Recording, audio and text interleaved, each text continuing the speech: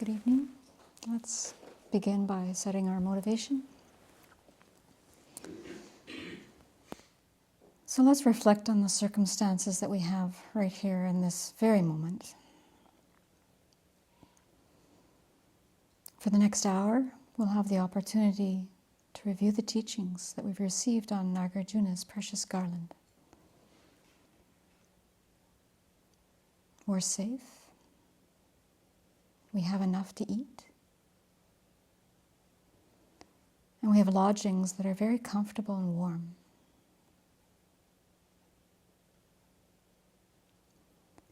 Around the world, so many people and other living beings are bereft of some, if not all of these things.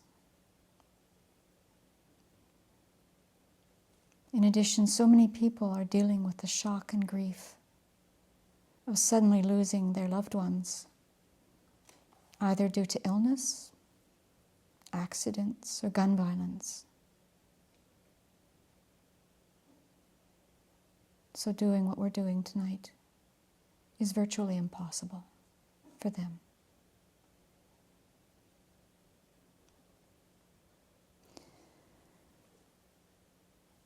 So it may be obvious, but sometimes we don't reach this conclusion, but to repay the kindness of our teachers and their teachers and all the people over time who have worked so hard to preserve the teachings in a pure form. Let's do our very best to take these teachings to heart, to transform our mind and be of benefit as much as we are able to now, and to keep the long-term goal of full awakening alive in our heart and mind.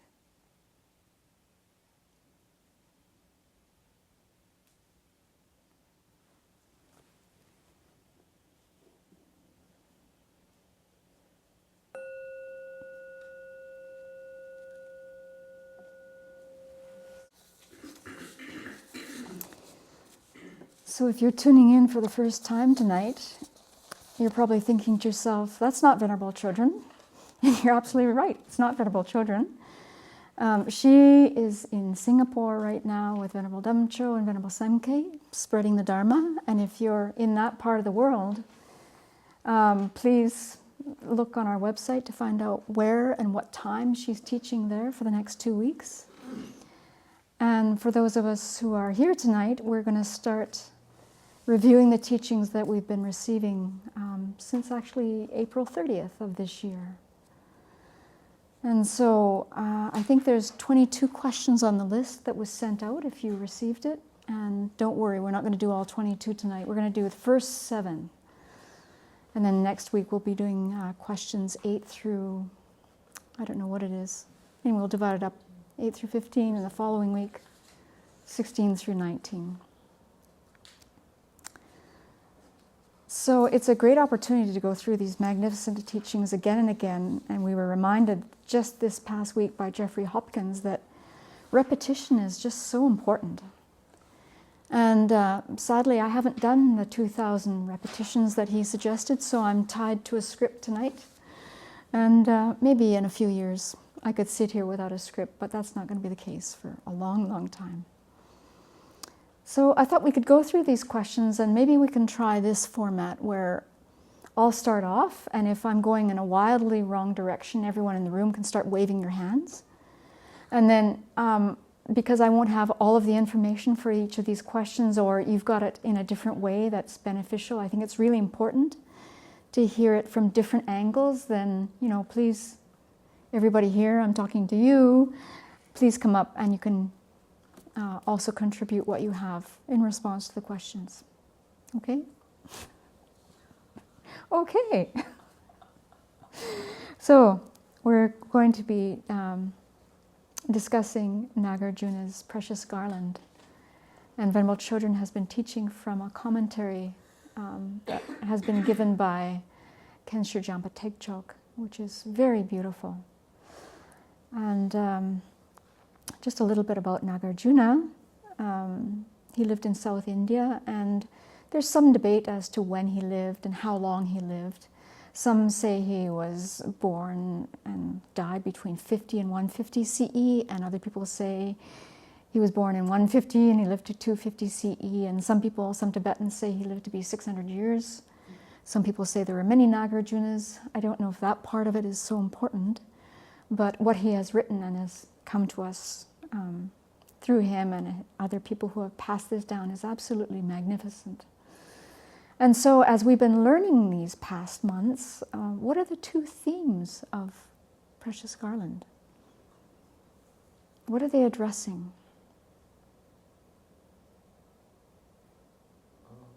Fortunate rebirth and greater good. Right. Upper rebirth and highest good. So we'll be hearing a lot about that and how we achieve that in the next several weeks. So I think we'll just launch in with the questions. And the first question is, why is Nagarjuna specifically teaching a king?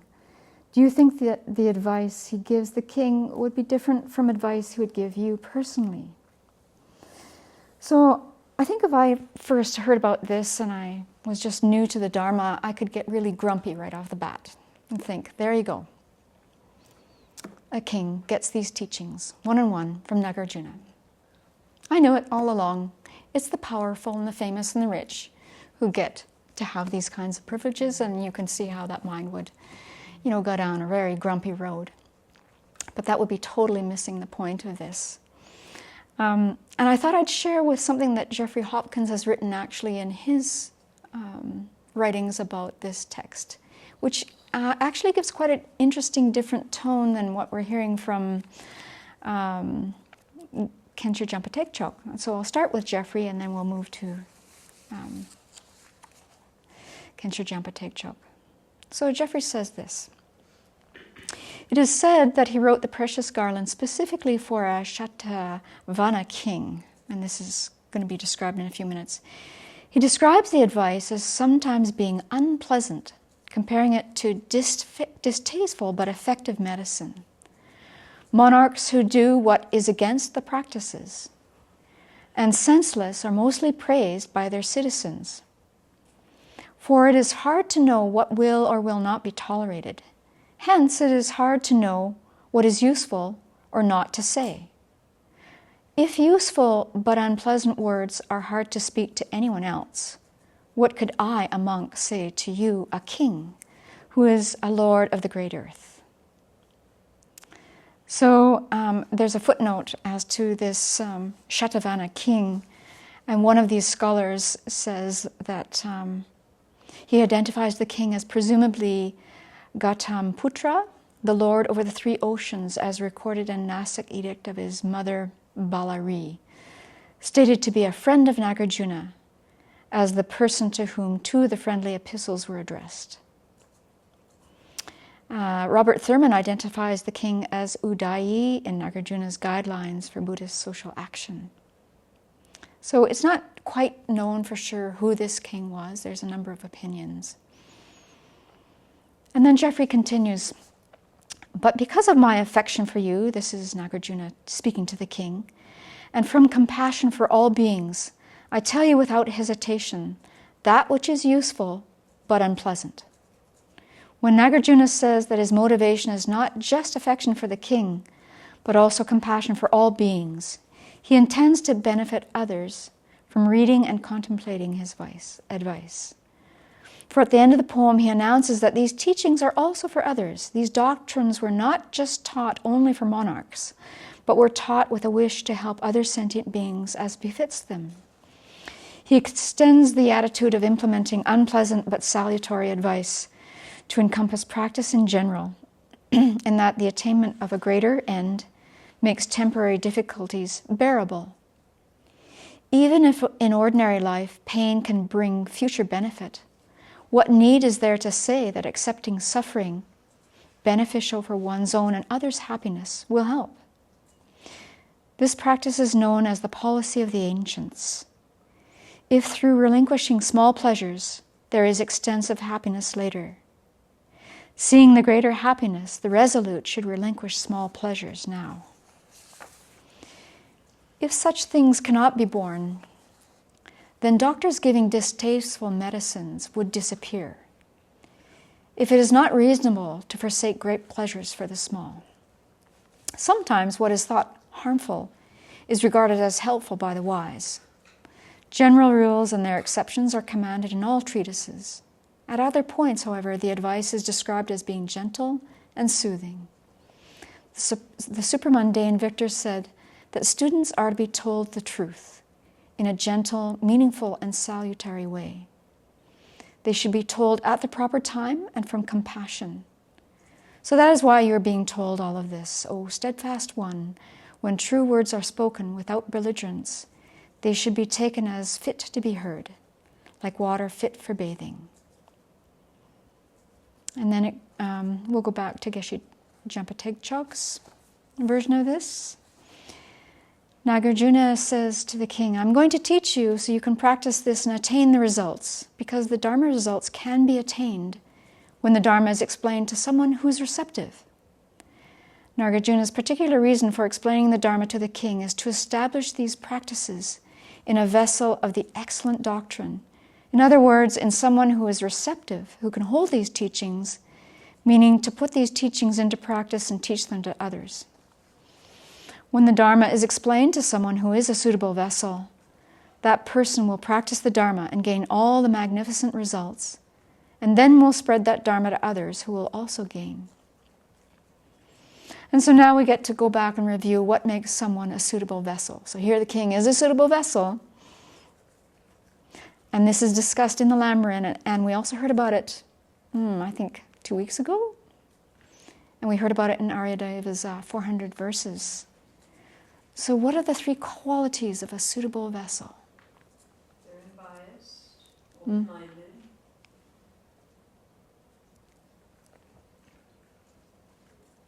Intelligent. Can discern the correct and incorrect.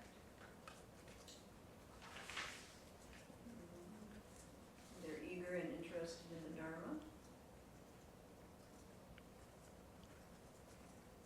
Can people online hear that when people are speaking in the audience? So I'll review those and I'll just add them. All right, so suitable vessel. This is what we want to be. This is why the king got the teachings. So if we can do this, eventually we'll be able to do what the king was able to hear. So a suitable vessel, unbiased and open-minded. That means we're able to take in new information without preconceptions and opinions getting in the way. So how do we do that? Well, Venerable Children says, first of all, we have to recognize and turn off the opinion factory. That's hard to do. That means telling ourselves to listen to other living beings and to subdue our pride and to realize, hey, other people have good ideas and it's good for me to learn from them. So that's the first quality. The second quality is being intelligent, and that we can discern what's correct and incorrect. So we have to determine what kind of teachings make sense and what is hogwash. And we have to have some willingness to think about the teachings. And then the third quality of a suitable vessel is that we're eager and interested in the Dharma. And this means we seek out teachings, and we seek out those who practice them enthusiastically. So I guess when we think about this one, we can ask ourselves, to what extent do I have these 3 qualities? And I think on given days, we have all 3. And on other days, I'll just speak for myself. I have 1, maybe 2, maybe none. And there it goes. So I think the critical thing is that we really keep these qualities in mind and really do our best to make ourselves into suitable vessels so that, we have this opportunity to hear the Dharma from Venerable Children and her teachers, and to do what we can to be suitable vessels. So the king happens to be a suitable trainee. And in this case, when a king is a suitable trainee, then great benefit will happen. And in the case of Nagarjuna and the king, there was benefit happening to Nagarjuna for explaining these teachings and to the king from hearing it. So when you hear the teachings, that also means learning, reading, studying. And that is the best wealth you can have, Venerable Children says, because with that, no one can take away the teachings from you. Hearing the teachings is like a lamp that illuminates the darkness. It's showing us why we're miserable and the way to transform our mind to get out of our misery.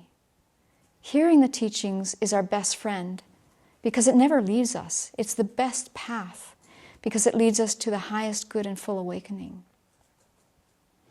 So Nagarjuna is going to give the king instructions on how to attain an upper rebirth and the highest good. And he's not just going to teach him theory, but he's also going to teach him practical things, like how to treat your citizens. And if we're Dharma practitioners, or if he is a Dharma practitioner, or she, here's how you govern the country. Here's how you help the monasteries. Here's how to offer respect to people worthy of respect. And how to serve the three jewels. And this is why we should follow these instructions. And so he gives all of this to the king, so that the king can apply these things and affect everyone in his kingdom. Later on, Nagarjuna tells the king things like, don't have fair on taxation and have rest spots for travelers who are going through your country. Make sure people are paid adequately and try and resolve conflicts before going to war. Make prisons pleasant so that people can be rehabilitated, and don't put them in prison for their whole life.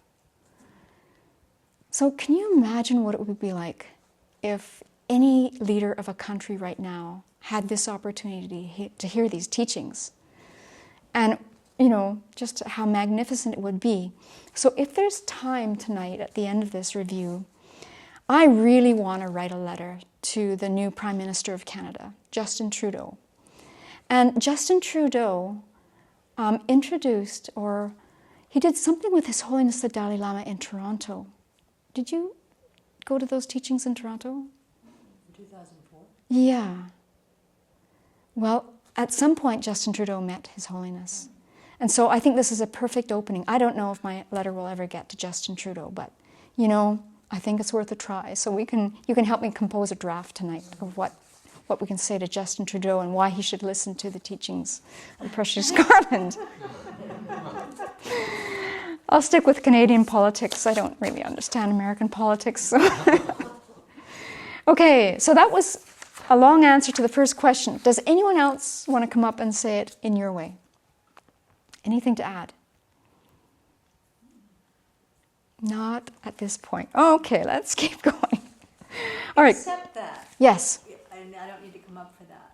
But the verse where he says it's because of my affection for you. I mean, it makes it also very clear that the king has a respect for him, and that there's a relationship there that also is part of what makes him receptive. So that's interesting. Yeah. Right? Good point. The king has enough humility to listen to a great monk. Good point. Yeah. Yeah, thank you. The piece to the question was, do we think that the advice he gives the king would be different from the advice he would give us personally? And I don't think it would be different. No, I agree. Question 2. Why does the author at the beginning of a treatise pay homage to the three jewels? Okay, you're first. Express humility. Express humility. It's part of the tradition. It's part of the tradition. Because the three jewels is what, following the three jewels and paying homage to them and understanding what that means is what will lead everybody to liberation and a higher rebirth. It sets the stage for the source of the teaching too. Yeah. Sets the stage for the source of the teaching. So at the beginning, Nagarjuna pays homage to the three jewels to make his mind humble, and a way for the author to remember that he's explaining the words of the Buddha. He's not making something up outside of what the Buddha taught. The purpose of paying homage to the Buddha is to fulfill our own and others' aims. So I just want to do a check right now because people are saying very valuable things in the room. Are they coming through to the people online? Yes, they're hearing. Okay, They hear great. everything that we're saying in here. Great. Okay, so with the third question, we're going to start with the people online. So the third question is, describe the excellent abandonment and excellent realization of the Buddha. I guess that's kind of unfair because people would have to type very fast. Okay, I'll tell you what. I'll start, and then if I miss things, then the people online can help us out. Okay? All right, first of all, perfect abandonment. A Buddha has abandoned everything to be abandoned, all the defilements, all the self-centeredness, all the subtle stains. The mind is completely free. Wouldn't that be magnificent? So in the first verse, free, that's indicated by the line that says, utterly free of all faults. That indicates the excellent abandonment that is one's own aim, or the truth body, and the Buddha has also fulfilled his own aim of gaining all the excellent realizations. So Nagarjuna praises the Buddha because he's totally omniscient and knows all objects to be known, and he's endowed with all good qualities. So he has attained the truth body. The truth body adorned with 10 powers, 4 fearlessnesses, and 18 unshared qualities. And these 10 powers, the 4 fearlessnesses, and 18 unshared qualities are found both in the Pali and the Sanskrit traditions. And I'm not going to take time to talk about those tonight because the Venerable Children taught on those before. And also, you can read about those starting on page 20 in Buddhism, One Teacher, Many Traditions. His truth body, the Buddha's mind, is beautified with a wisdom that directly understands the 4 truths of the Aryas and perceives all phenomena that are to be known. And he perceives all phenomena that are to be known with direct, unmistaken wisdom. And then at one point, Venerable Children made the comment that some people say that the Buddha is not omniscient, but that he's all-knowing, meaning that if he turns his mind to anything, he will know it. But in each moment of consciousness, he doesn't know everything. It only happens when he turns his mind to a certain object. However, in the Universal Vehicle, we say the Buddha all the time. The nature of the mind is clarity and awareness. It's only obstacles and obscurations.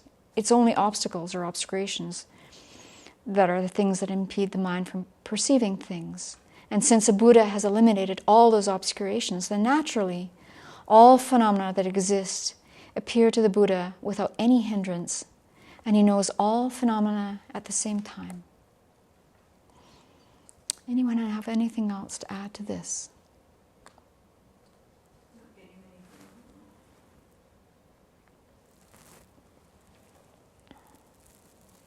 Okay. Question 4.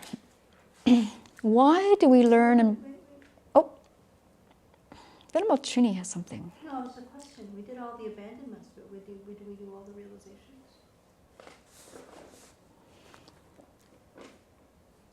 Kind of the part about the 10 powers. Oh, yeah. Yeah, so that Was was, it called the excellent powers? yeah, all the excellent realizations. Okay. Yeah, All those. yeah, but thanks for asking. One thing with the about the omniscience is that the Buddha can see emptiness and conventionalities at the same time, Mhm. which is quite remarkable and beyond our hearts. Yes. Okay, question 4. Why do we learn and practice for higher rebirth? Before practicing to attain the highest good, when attaining the highest good is our final goal. The 2 factors of upper rebirth and highest good, as Khencher Jampa Tegchog and Nagarjuna say, must be practiced in order. So first we have to learn the 16 causal factors to attain an upper rebirth. And those are... We got to do this last week. It starts off with the 10 non-virtues. Intoxicants, Not taking intoxicants. proper livelihood.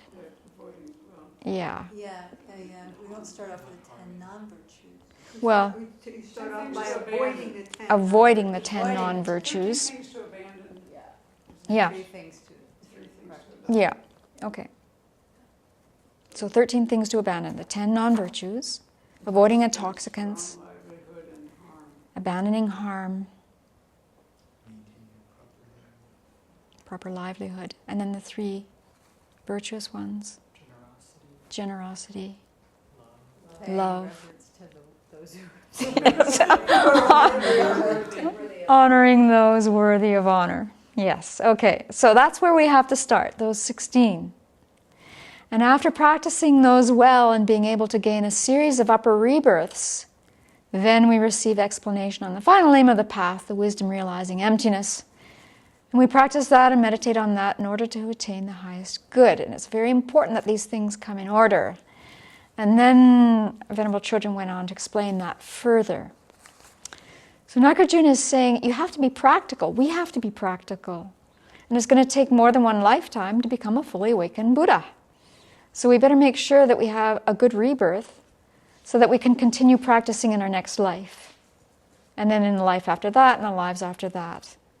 So we've got to create enough virtue so that we have another good rebirth. And in all of our lives, to continually create a lot of virtue for good rebirths. We need to create the causes for good rebirths, which are to keep good ethical conduct. So we have an upper rebirth. And then we have to practice the 6 perfections so that we can have good cooperative conditions in that upper rebirth. And then it's really important that we make sincere and stainless prayers for that to come about. And then if we dedicate the merit for full awakening as a byproduct, we'll get an upper rebirth. To create the cause to receive an upper rebirth, that's the platform on which we stand to get liberation and awakening. And then Nagarjuna goes on emphasizing that we have to go in this order for the teachings. And so we start off with teachings on easier topics like precious human life, impermanence, death, refuge, and karma. And those, as we know, are not really easy. And then we receive teachings on more in-depth teachings like the 4 truths of the Noble Ones, so that we can really see what the causes of samsara are and what the path out of samsara is. And then we go on and we learn about bodhicitta and then emptiness. So there is this kind of order in which we learn the topics, and that's the Lam Rim order. And then Venerable Children went on to say that when you're learning them, and to learn them in this order, when you're practicing, you can practice everything. You can practice all of the topics in the Lam Rim, but we need to emphasize the point where we're at. So at the beginning we learn all of these teachings, but what we're going to emphasize is precious human life, death and impermanence, refuge and karma, so that we can attain a good rebirth in the future. When we learn them in order, we can practice them in the whole big picture, but we emphasize where we're at. It's helpful to have an understanding of the entire path and to do a glance meditation every day, but to practice, to emphasize where we are at this time. And Venerable Children went on to say that if we are practicing Tantra, and if we don't have all the qualifications to fulfill our commitments, she said it's still good to practice Tantra, but to do it in a way that plants good seeds in our mind. And then we've got to remember to do the preliminaries to get rid of all the negative karma that will prevent us from gaining realizations. And then continue meditating on precious human life and impermanence so that we can create the causes for good rebirths. So it's really important to know what to emphasize in our practice so we don't get confused.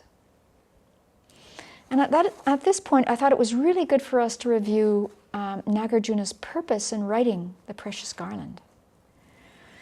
So the subject matter is upper rebirth and the highest good.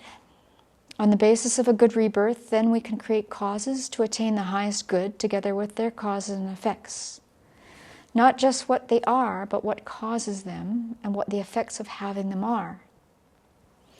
So the immediate purpose in writing this treatise was to help himself and others understand the causes of upper rebirth and the highest good.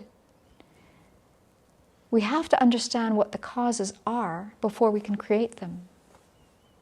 Then Nagarjuna's essential purpose in writing this treatise, the long-term goal, is by studying and understanding upper rebirth and highest good, and the methods to gain both of these, then the essential purpose is to engage in the practice of creating those causes.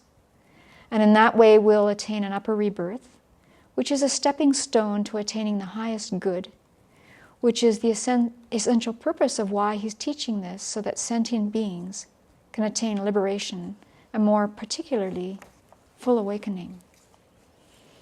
And then the connection is the relationship between these three. So the attainment of liberation and awakening, which is the essential purpose, that's connected to the second point, the immediate purpose, which is learning the causes of those two.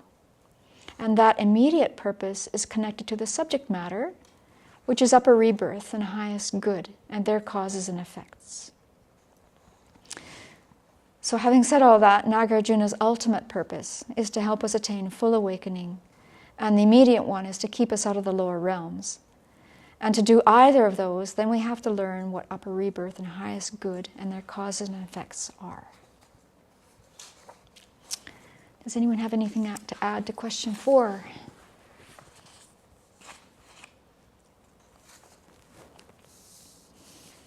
Okay. All right, I'm going to let everyone in the room have first crack at the next question, which reads, in what order are higher rebirth and the highest good ascertained, first of all? And then which is ascertained first? That rebirth as a human or God is a higher rebirth, or that liberation and full awareness are the highest good? And which of the two is attained first? So who'd like to go give this one a try?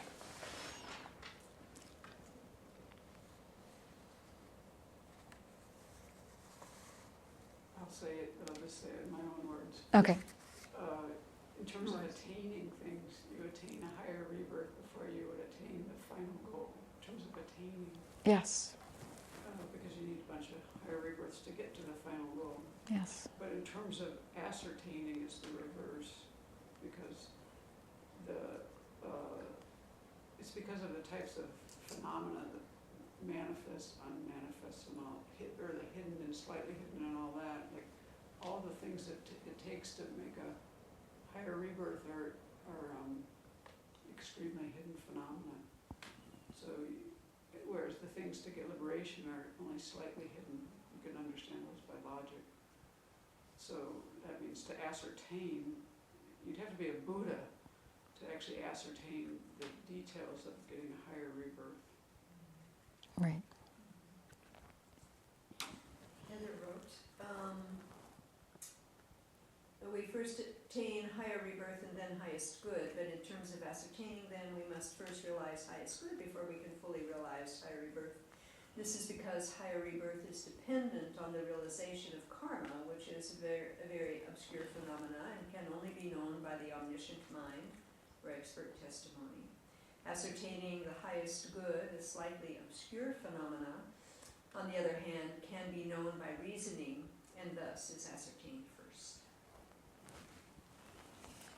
I had a question about this thing about the karma actually only being ascertained by a Buddha, which I remember in the teachings, and I just saw in my notes, and I've always held. But then recalling what we just learned about the acquisition or the development of the super knowledges, and how arhats begin to have this understanding of karma, or be able to see the rebirths of others before they're Buddhas. So it made me wonder, like, maybe only a Buddha can see the whole, every single solitary detail thing. But it seems as you progress, especially along the Bodhisattva paths, that you have increasing capacity to ascertain that.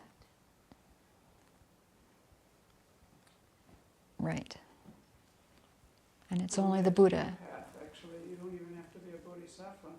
Those things come with clairvoyance, and all those things come with meditative ability. So you could be a non-Buddhist which is what they talk about in some of the other texts, like where people got mixed up is they couldn't see enough rebirths out. So they, remember some of the non-Buddhists, they only could see so far. Mhm. So they could see some causes and results, but they couldn't see far enough out. So they thought that there wasn't actually, maybe, I can't remember if the detail was of that, was maybe there wasn't any kind of further liberation or something like that. Remember that? Yeah. I do. So I think But they that's didn't kind of what see you're very saying, but it's far. based on meditative stabilization. It is, but aren't the last three those, what do they call them, not the super knowledges, but the...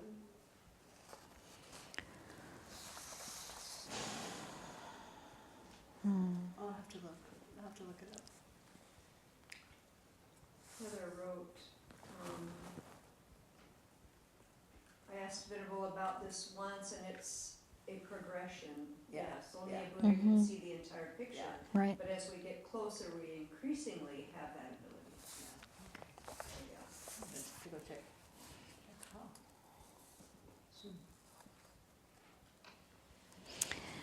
And then Geshe Champa Tekchog added more about this. To understand liberation and enlightenment means you have to gain the cause, which is emptiness, which is a slightly obscure phenomenon, as we just discussed, which is understood by the power of the fact, the inference of the power of the fact, or by reasoning. To understand that someone is an upper rebirth, or has an upper rebirth, you have to understand karma, which is very obscure. And the only way we can really understand it is through the Buddha's wisdom and scriptural authority, in which he teaches us those things. That is why, in terms of ascertaining them, we can ascertain liberation and emptiness before we can ascertain somebody being an upper rebirth or having an upper rebirth. So he made the point when Khenpo Jampa Tegchog would go to the marketplace, someone can ascertain him, but can't ascertain someone with an upper rebirth. As a human being, I am technically an upper rebirth, but if you realize me, you do not necessarily realize upper rebirth. When I go to town, many people realize me with valid cognition, but they don't realize that I'm an upper rebirth because that takes a lot of thought. Not to mention other things. So, and as Venerable Tarpa started off by saying, the order of attainment is the other way around. First, we practice the causes for upper rebirth and attain upper rebirth.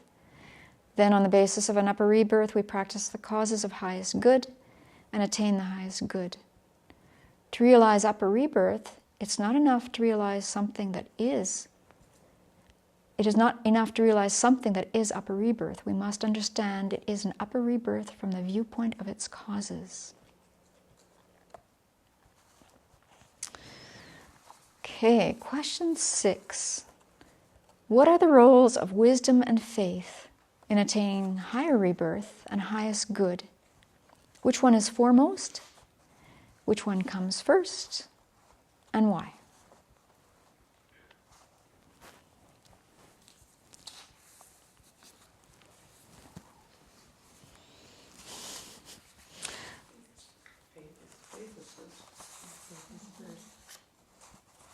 Wisdom is foremost. Faith is first, wisdom is foremost. Yes, so the causes of upper rebirth and highest good are faith and wisdom. And so in verse 5, it says, because one has faith, one partakes of the Dharma. Because one has wisdom, one truly understands. Of these two, wisdom is the foremost, but faith must come first. So faith refers to confidence or belief in the law of karma and its effects, as well as the four truths, the three jewels, and so forth. Having faith in the basic Buddhist worldview and objects of refuge. Faith in the three jewels and the law of karma and its effects is the cause for ethical conduct, which is the cause for upper rebirth. Having an upper rebirth is the basis for generating the wisdom realizing emptiness, which in turn is the direct cause for the highest good of liberation and awakening. Without the foundation of upper rebirth, there is absolutely no way to develop the correct understanding of emptiness.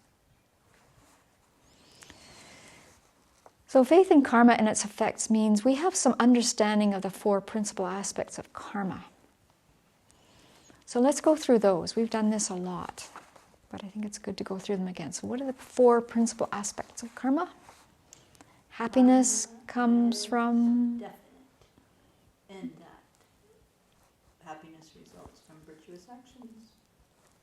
Misery results from non-virtuous actions. Yes. Happiness comes from virtue. Suffering comes from non-virtue.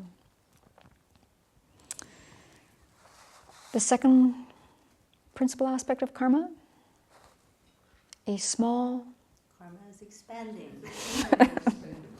can bring a big result. The third one, if you don't Create cause,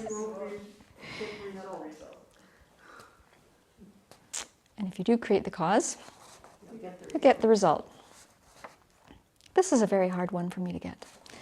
And the fourth one, our actions will definitely bring effects unless They are mitigated. Right. Purified or destroyed. Right. So if we don't do purification, the karma will not get lost. Anger and wrong views prevent virtuous karma from ripening. Knowing this can be a big help to calm down our anger, because we don't want to waste our virtue by getting angry. So, to review these points, of the two causes, faith and wisdom, wisdom realizing emptiness is the principal one cause that will free us from dukkha.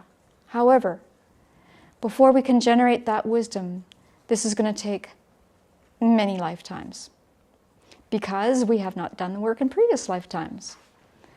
So although wisdom is the principal one leading to liberation, to generate that wisdom, we need a series of upper rebirths. And to get that series of upper rebirths, then we have to create the karma to do that. To create the karma, we need to have faith in the law of karma and its effects. So that's why in the verse it says, of these two, wisdom is the foremost. But faith must come first, because we really have to practice. We have to understand karma. We have to understand the law of karma.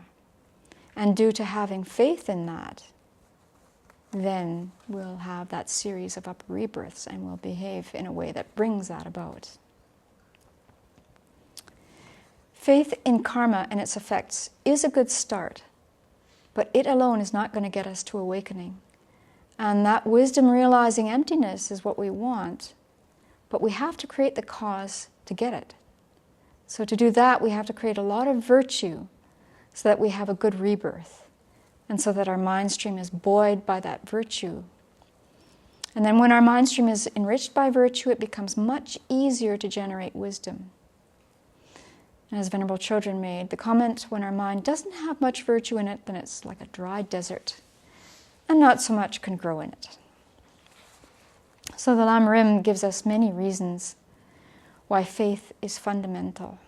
It is crucial for generating wisdom and good qualities.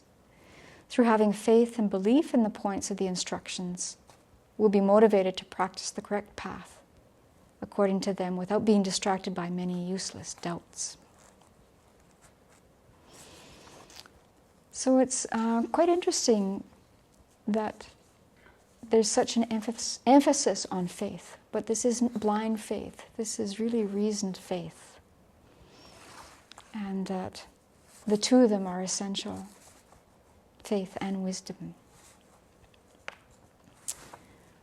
We're going along much more quickly than I thought we would. So, question 7. What are the 3 types of phenomena? And we've already actually touched on this. And the 3 types of reliable cognizers that know them. Manifest phenomena, or obvious phenomena. Evident, manifest phenomena. Slightly obscured phenomena. Slightly hidden. Very obscured. Very hidden.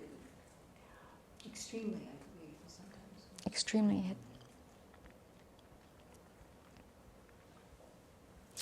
So with evident phenomena, like seeing the table, hearing the sound of the bell, these are realized by? Sense consciousness.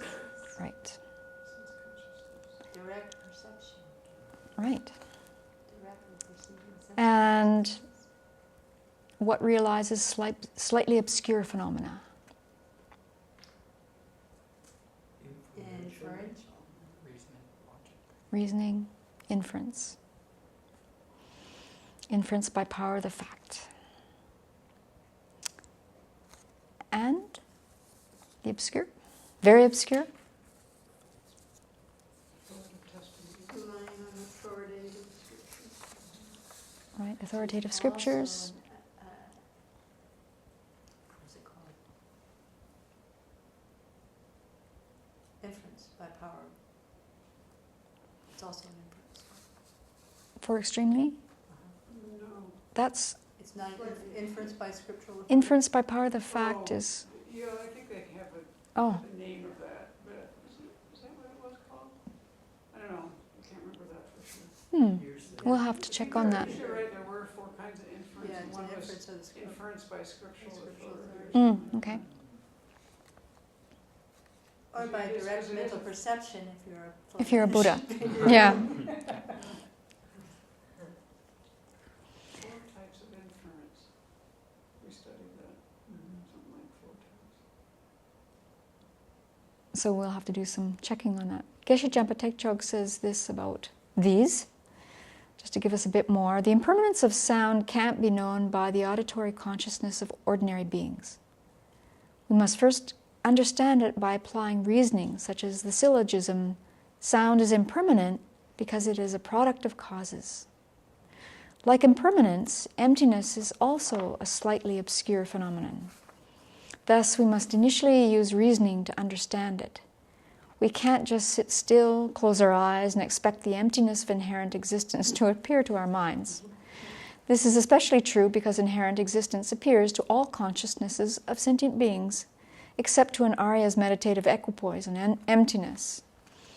Because all of our conventional consciousnesses are contaminated in this way, the only way to initially realize emptiness is by reasoning. And then he goes on to say this about very obscure, extremely hidden phenomena. They are those that we know by depending on the word of a reliable expert on the topic, rely on authoritative testimony. For example, to know our birth date, we rely on our parents. Similarly, to understand the minute details of the functioning of karma and its effects, we rely on the Buddha and his explanations. So, that's the 7 questions. And we have 9 more minutes. So, Venerable Trini, you've got an idea. Well, how do we generate faith in karma and its effects? Actually, it follows quite on the heels of that, where we were. So maybe that's worth just a discussion for a few minutes. We can go on to the next question. What if you lead it? Okay, what do you think? Here you go. Generally, how do we generate faith in karma and its effects? Well, sometimes in just this life, we can do something and then experience a very clear result from it, And so that, just from our experience, I think, gives credence. We can gain some confidence in karma. Yeah. And in the days when we're prone to lying, we start off with a small lie. And then we have to remember what that small lie is, and we keep perpetuating the lie, and we embellish it, and pretty soon we don't know who we've told what. And then if this keeps on as a habitual pattern, people just don't believe us. And so I'm sure, experienced that in varying degrees. How about, since we just answered the question that in order to, that we have to rely on a scriptural authority in order to understand extremely hidden phenomena like karma, how is it that we develop this confidence in the scriptural authority? Like, do we just take it on because the Buddha said it?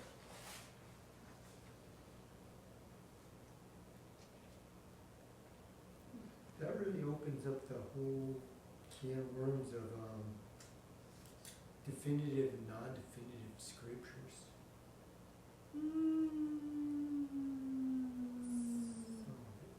Because different Could. people say, oh, Buddha said this, and some people say that's definitive, some people say that's not.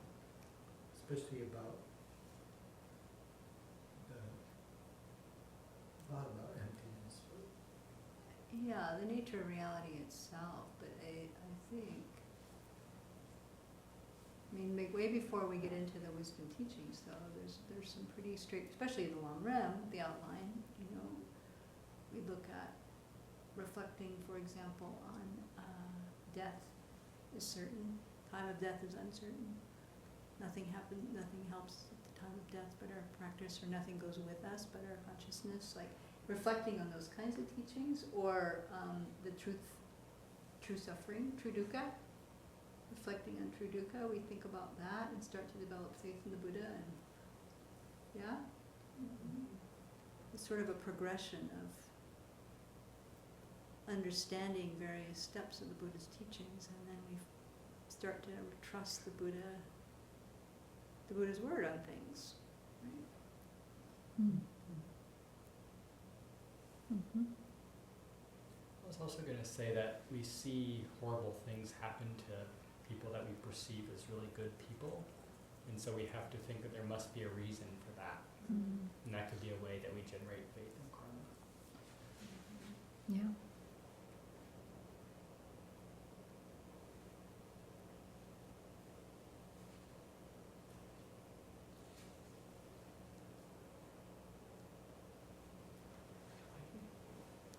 I was thinking about both those questions and just had to share. When I have gone to Airway Heights, I've brought up a couple times that how karma is extremely hidden, and brought up the notion that maybe somebody wouldn't have any belief in it, or, might have trouble believing in it. And it's been an interesting conversation there, because it's what I've gotten back, especially from one person, is that never comes up for him. For him, it just makes, it's that part of it's just common sense. This is what Darshan Rinpoche used to say all the time. There's part of this that's just common sense. What goes around comes around. And everybody knows that in their own experience. So he couldn't relate at all, and and this has come up a few times. And so I think there's part of it that when you just think about your own, same thing for the second question for me, is it comes down to that. Like, so many things that the Buddha has taught have worked, and I've actually decided in my own mind that there's not any mental state. My experience tells me there's no mental state I've ever had in all my years that Buddhism wouldn't help me to work with. And so based on that, and I know my mind is obscured. Based on that, I have faith in things that I don't know that the Buddha said. That's how I work it. And a lot of things that I don't have faith in, that I'm working to have faith in, I just keep going based on the fact, knowing how obscured my mind is. Those things are clear to me. Yeah. I don't have any, that's not like, I don't have to have any faith to know that. I know that from practice. So it's a reasoned faith. Yeah. And I submit, even though the textbook thing is that emptiness is a slightly hidden phenomenon and can be ascertained through reasoning, you got to be pretty sharp for that to click. So that by cultivating or practicing the other teachings that make more sense and cultivating faith in the Buddha's word for that, you then have the foundation to actually begin to even try to apply those reasonings. Because otherwise, it's like, well, you either have to accept it on faith, blind faith, and then it's easily shaken, or you accept it on some kind of reasoned faith that says, oh, the Buddha knows what he's talking about, so I'm going to really apply this and try to get it. But it's not just, oh, understanding emptiness easily comes through reasoning, right? So it's essential. Or maybe conviction is a better way to say it. There's 2 comments online. One says we can generate faith in karma by reflecting on our experiences in relation to what we've been studying, and by developing faith in the Buddhas, we'll be more open to thinking about karma, and then influencing our experiences due to what we did in the past. Plus, children who seem to come into the world with extraordinary talents far different from their parents. Mm-hmm. Then another comment is, we can have faith in things we don't know, can't see, because there are so many other teachings we do and can see proof of, the truth of. So that's kind of like what I'm trying to say. I found the thing about the inference, like the 3 types. This is from our low rig when we were Right. studying Okay. presentation of mind and awareness. It's actually on tupanchurn.org. The root text is there. So they take all the different kind of minds and they divide them and they describe them. So this is inferential cognizers are divided into 3. There's inference depending on authoritative testimony, which is also called inference through belief. Then there's inference through renown, and inference by the power of the fact. Renown depends on let's see, Everybody knows. a correct sign of renown is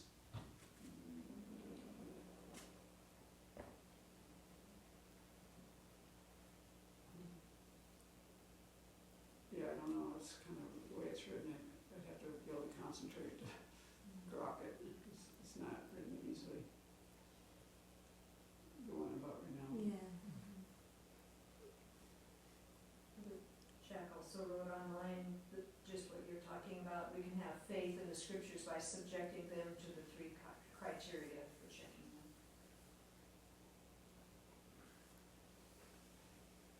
Also, we can see physical cause and effect. We see that in our lives and throughout the world, and then we can apply that to mental experiences. So that can give us a clue that cause and effect would also work in that instance. And also, I don't know about you, but I started off learning these purification practices, not having a clue, and not really thinking they would do anything. And I think in all of our experiences over time, there is clearly change happening, probably not as much as we'd like, but, you know, through doing these practices, and we don't know how they work, but, you know, our mind changes in a positive direction.